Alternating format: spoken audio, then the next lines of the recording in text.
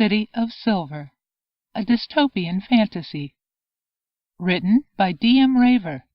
Narrated by D. Gaunt. Jomicholas remains with a younger brown-haired man, and they both gaze out the window. At the base of the large building gathers a crowd of protesters, held back by metal rails and police officers. And beyond them, more buildings just as tall, and each shines pure silver in the sunlight. "Look at them, Raven! They are so hopeless!" The man gazes down at the scene, shaking. "Do you mean there is no hope for them, or that they are completely without hope?" "Both." As they watch the city, a massive ground-level explosion blasts from a nearby building, shaking the foundation. Holding on to the rail, Jomicholas watches the billowing black smoke pour from the damaged area. Filled with anger and sadness, she looks down to the crowds of people breaking the barriers and storming inside. She feels she must do something. "We have to go," the man urges me, grabbing my arm. But I can't look away from the people, seeing them being shot down, more replacing them from behind. "No!" I scream. I come to my senses when a pillow smacks my face. Trying to wake myself out of the lingering dream, I sit up and wrap a blanket around myself to ward off the chill. I avoid my sister as she climbs down from the top bunk. She gives me a look as she lands on the floor, and I know I'm in for a lecture. "What's wrong with you?" she snaps, her words colder than the drafty air of our room. The sensation of the dream floods back. I can almost hear the screams of the desperate people fighting to get inside. But as I return to the room, all I'm faced with is her accusing glare. I know I shouldn't bother, but her proximity and the realness of the feelings trump the warning in my head. "Do you ever dream you're someone else?" I ask. "Yeah, I dream I'm an only child, so I don't have to be woken up by my freak sister every morning." "Girls, breakfast!" Mom calls from the kitchen. With a huff and a roll of her eyes, Melaine turns away from me and goes to her trunk. Wrapping the blanket tighter, but feeling no comfort from it, I push aside the cloth door and enter the common room. Mom is at the sink with her back to me. This gives me a moment to collect myself before making the morning greeting. I pour some cereal and try to eat, but my stomach becomes a mess of knots when my sister sits down at the table. Then a slur of cursing and crashing erupts from Jarn, seated with a pile of wires and equipment on the other side of the room. Mom rushes over to help him, eliciting another eye roll from Melaine. "Everything okay?" Mom asks, helping to sort out the jumble of assorted wires. Jarn adjusts his glasses. "I don't think we'll have the new sequence finished by this afternoon," he states, his voice calming. "Well, the show we've been running will suffice if we can't get it to work." "I'm afraid we've dried up the customers in this area," he sighs. "If we don't add new acts, our profits won't even be enough to cover the credits for the electricity." Mom pats his shoulder. "You keep working on it. The girls and I will pass out more posters." "Why do we have to?" Melaine groans. Mom returns to us, putting the dishes back into their containers. "Because if we don't bring in more customers, then we'll have to move again soon." "What? We can't move again." "Melaine!" Mom's voice softens in response to my sister's yelling. I push the cereal around in my bowl.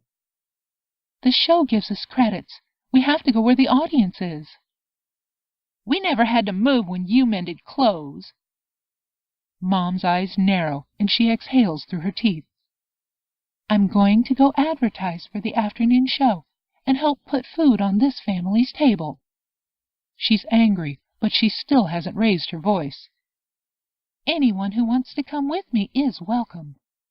Her wet eyes challenge both of us. "I'll come with you, Mom." As my words sink in, she begins to smile. We both look to Melaine. "Fine!" Melaine exclaims, pushing her long hair behind her ear. but only because I want to walk. The neon paper becomes a stark contrast against the dark gray side of the building. My gaze rises upward, following the pattern of rectangular indentations all the way up to the top of the dull building. I realize I'm staring at a place where the top of the building touches the sky when Mom calls my name. Concern is on her face as she comes to me. "What's wrong, Benita?" "Nothing," I assure her. "Just looking at the building." She nods and hums a little, which means she's trying to figure out what I was thinking. "They are interesting." "I think those were windows," I explain, motioning to the indentations. "What makes you say that?" "I had a dream of a city made of silver skyscrapers." She stares at me a moment. "You know you can't believe those dreams. It felt so real." I lower my gaze to the trash and clutter of the street. Taking my shoulders, she says, "You've been gifted with a gift, Benita. Most people only experience a few dreams in their entire lives. And I dream every night." She kisses me on the forehead. "There's a reason for everything. Come, let's catch up with your sister before she gets too far ahead." We hurry to catch up with Melaine, who has entered the next residential area. We navigate around the large tents, finding places to hang our flyers and pass them out to the distracted, busy passerbys. "Hey, Mom?" I ask when we start to leave the area with the most people.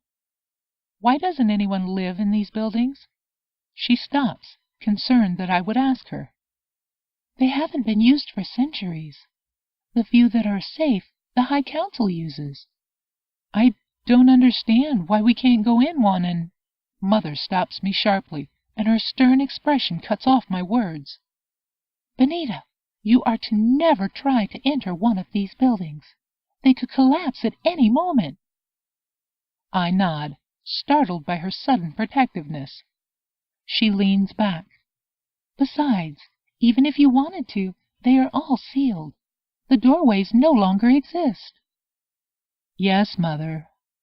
I keep my head down on our return journey, but I can't help but see the patterns of streets and structures in the garbage scattered across our path. The lights dim in the small tent, and mist drifts between the half-empty seats. A bright light explodes, causing the audience to cover their eyes, but I've learned to avert my eyes. A series of pulsing noises ceases the audience's murmuring. The noises soften, and a single image replaces all others. A prism appears on the stage, spinning and refracting the light of 1,000 moving rainbows across the mist. I get a strange feeling as I gaze at the spectacle. Though I've witnessed this light show countless times, tonight it pauses my breath. The myriad of colors remind me of how sunlight sparkled off clean metal. "Welcome!" A voice speaks across the tent, and the light intensifies.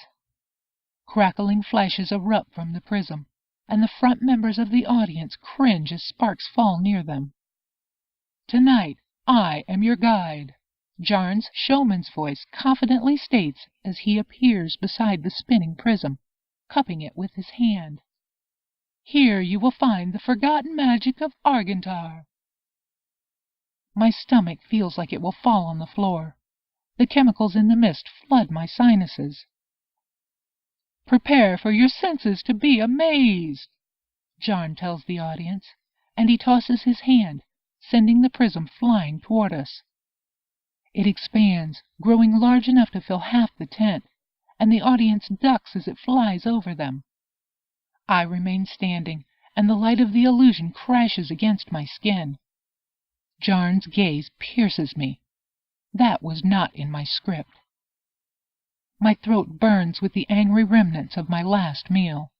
Avoiding the gazes of the audience, I turn and leave. Passing through the folds of the entrance, I find Melaine blocking my path. "What are you doing?" she demands. "I need some air," I stammer, annoyed with the shakiness of my voice. Sensing weakness, Melaine's face tightens. If I have to stand here and greet guests and take credits, then it's your turn to watch the audience. Get back in there. I shake my head. I just can't. You're such a freak, she snarls. I push past her. Where are you going? She yells, but I've already ran down the street. Tears blur my vision, no matter how many times I wipe them away. Far enough away from our tent, I slow down, leaning against a wall to catch my breath. Instead of refreshing my lungs, the stench burns them, though I try to ignore the smell. Immediately upon closing my eyes, I see a kaleidoscope of painted lights, coupled with intense pain in the front of my head. The patterns play across the back of my eyelids, though there is no source of light in the dark street. Slowly, my headache eases. Undulated ovals of green, purple, and black expand to the reaches of my vision, while new colors form and expand from the center. I open my eyes, unsure of how long I've sat there, but I'm worried it has been a long time judging by my stiff muscles. The feeling of comfort and peace is whisked away when I realize Mom doesn't know where I am. Fighting my reluctance, I push myself off the wall and run home.